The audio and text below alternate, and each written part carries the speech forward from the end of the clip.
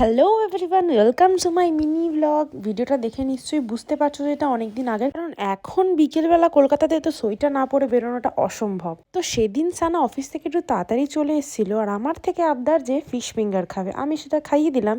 আর উল্টে আমিও আবদার করেছিলাম যে আমাকে একটা চিকেনের আইটেম খাওয়াতে হবে, সে আমি সেটা খেয়ে নিয়েছি।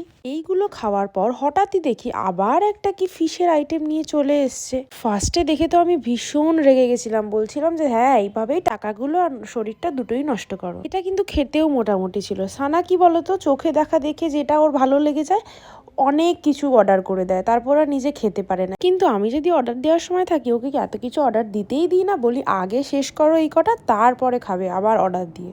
টাকা দিয়ে যেহেতু কেনা হয়েছে সবগুলো তো খেতেই হলো আমাদের। এখানে আমার দিকে তাকিয়ে মুচকি হাসছিল, কারণ আমি ওকে বলেছিলাম কোল্ড কফি কিনে দাও, আরও দোকানের সামনে দাঁড়িয়ে আমার ব্যাগ থেকেই বের করে দিয়েছিল টাকাটা। আমরাও কোল্ড কফি খেতে খেতে বাড়ি চলে এলাম। আর তোমাদের সাথে দেখা হচ্ছে নেক্সট ব্লগে। টাটা।